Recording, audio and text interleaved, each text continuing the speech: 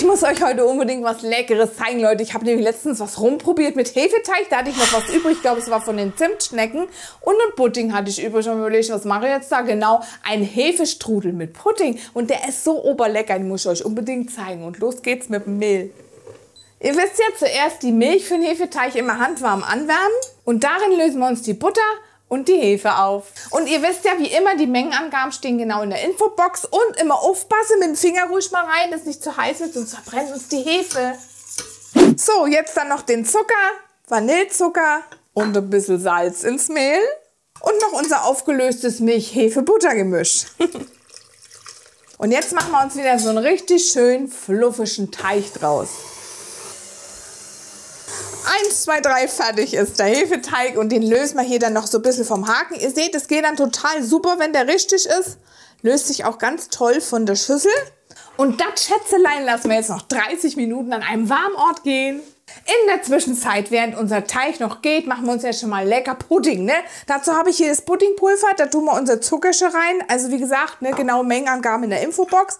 Das tut ein bisschen vermischen und mit so einem kleinen Schlückchen Milch das Ganze aufrühren. Da müsst ihr wirklich ordentlich rühren, dass dann keine Klümpchen entstehen. Ihr könnt auch eine Gabel nehmen. Und es gibt auch noch so einen super Tricks. Wisst ihr, wie das funktioniert, dass die Milch nicht anbrennt?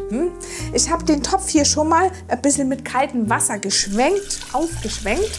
Und dann geben wir unsere Milch da rein und tun auch gar nichts mehr berühren am Topf und stellen ihn auf volle Pulle, bis es ganz kurz hochkocht und dann wegnehmen. Und ja, nicht umrühren. Ihr habt gesehen, kurz nach dem Aufkochen habe ich es gleich weg von der Platte, sonst kocht es natürlich über, klar. Und jetzt tun wir dann unseren Puddingpulver dazu, beziehungsweise unser Puddinggemisch und rühren es schön langsam unter und lassen es auch noch mal ganz kurz aufkochen. Wir brauchen natürlich für den Strudel einen dickeren Pudding, schreibe ich euch alles rein von den Mengenangaben. Dann tun wir den mal auf die Seite und lassen den auch ein bisschen abkühlen. So, dann machen wir uns mal an den Teig und da brauche ich als erstes mal schönes, frisches, sauberes Geschirrtuch. Und da auch ganz wichtig, achtet drauf, da nehmt ihr natürlich kein Spülmittel oder Weichspüler, meine ich. Das riecht halt sehr arsch und so schmeckt, naja, der Strudel. Also bloß ein gewaschenes mit ein bisschen Waschpulver. Das tun wir uns jetzt ordentlich mehlen. So, und jetzt gucken wir mal nach dem Teig. Ne? Da habe ich natürlich auch wieder einen Tricks gehabt. Den habe ich im Ofen gestellt bei 30 Grad. Bei 30 Grad Umluft und dann wird der so richtig schön fluffig. Und den hauen wir uns jetzt da drauf. Dann Nudelholz auch ein bisschen mit Mehl bestreichen, dass es nicht hängen bleibt. Und dann rollen wir uns hier aus dem Teig ein schönes Viereck. So lang, das würde ich sagen. Meinen Ofen habe ich schon mal vorgeheizt, fliegt der Teig durch die Küche. Habt ihr das gesehen? Auf 180 Grad. Ausgerollt, fertig und jetzt kommt der Pudding drauf. Da streicht er dann so ein bisschen mehr mittig und lasst ein wenig einen Abstand zum Rand. Und jetzt dann vom kurzen Ende anfangen so ein bisschen einzuschlagen, so wie man es halt beim Strudel auch macht, beim richtigen Apfelstrudel. Bloß ein kleines bisschen, zack, zack. Und dann rollt man so richtig schön zusammen, rollen mit R, nicht?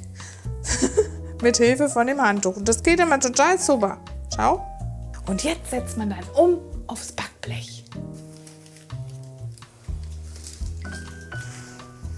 Und dann brauchen wir noch ein Eigelb. Ah, bleibst du da.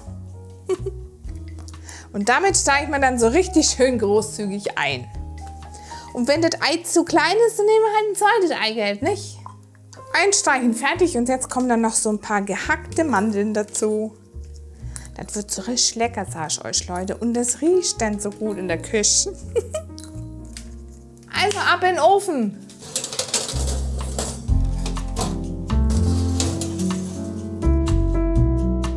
Und jetzt schau doch mal, was das für ein Flaggschiff ist. Das ist doch der Hammer. Oder so ein Hefestrudel mit Pudding drin. Und der bleibt vor allen Dingen ganz, ganz lange saftig durch den Pudding.